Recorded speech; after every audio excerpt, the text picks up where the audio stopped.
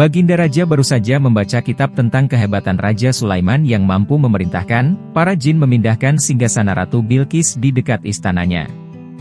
Baginda tiba-tiba merasa tertarik. Hatinya mulai tergelitik untuk melakukan hal yang sama.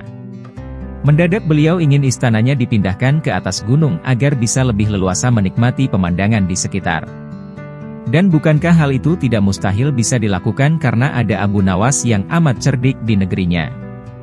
Tanpa membuang waktu, Abu Nawas segera dipanggil untuk menghadap Baginda Raja Harun al-Rasyid. Setelah Abu Nawas dihadapkan, Raja pun berkata kepada Abu Nawas, "Abu Nawas, engkau harus memindahkan istanaku ke atas gunung agar aku lebih leluasa melihat negeriku," kata Baginda sambil melirik reaksi Abu Nawas. Abu Nawas tidak langsung menjawab. Ia berpikir sejenak hingga keningnya berkerut.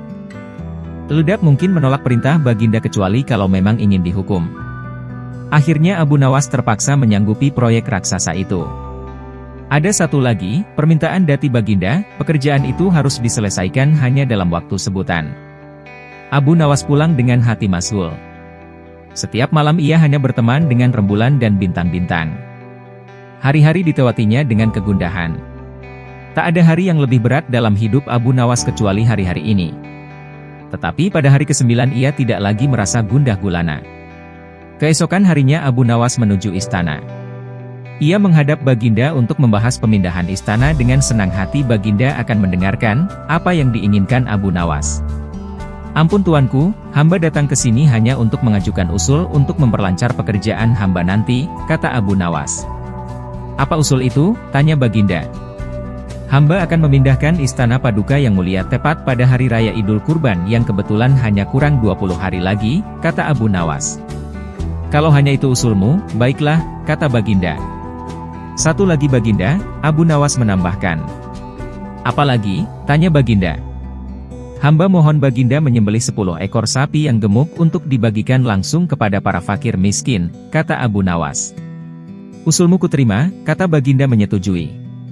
Abu Nawas pulang dengan perasaan riang gembira. Kini tidak ada lagi yang perlu dikhawatirkan. Toh nanti bila waktunya sudah tiba, ia pasti akan dengan mudah memindahkan istana Baginda Raja. Jangankan hanya memindahkan ke puncak gunung, ke dasar samudera pun Abu Nawas sanggup. Desas-desus mulai tersebar ke seluruh pelosok negeri. Hampir semua orang harap-harap cemas. Tetapi sebagian besar rakyat merasa yakin atas kemampuan Abu Nawas. Karena selama ini Abu Nawas belum pernah gagal melaksanakan tugas-tugas aneh yang dibebankan di atas pundaknya. Namun ada beberapa orang yang meragukan keberhasilan Abu Nawas kali ini. Saat-saat yang dinanti-nantikan tiba. Rakyat berbondong-bondong menuju lapangan untuk melakukan sholat hari raya Idul Adha. Dan seusai sholat, 10 sapi sumbangan Baginda Raja disembelih lalu dimasak kemudian segera dibagikan kepada fakir miskin. Kini giliran Abu Nawas yang harus melaksanakan tugas berat itu. Abu Nawas berjalan menuju istana diikuti oleh rakyat. Sesampai di depan istana Abu Nawas bertanya kepada Baginda Raja. "Ampun tuanku yang mulia, apakah istana sudah tidak ada orangnya lagi?" tanya Abu Nawas. "Tidak ada," jawab Baginda Raja singkat. Kemudian Abu Nawas berjalan beberapa langkah mendekati istana. Lah berdiri sambil memandangi istana. Abu Nawas berdiri mematung seolah-olah ada yang ditunggu. Benar. Baginda Raja akhirnya tidak sabar. "Abu Nawas, mengapa engkau belum juga mengangkat istana?" Tanya Baginda Raja. "Hamba sudah siap sejak tadi Baginda," kata Abu Nawas. "Apa maksudmu engkau sudah siap sejak tadi? Kalau engkau sudah siap, lalu apa yang engkau tunggu?" tanya Baginda masih diliputi perasaan heran. "Hamba menunggu istana Paduka yang mulia diangkat oleh seluruh rakyat yang hadir untuk diletakkan di atas pundak hamba.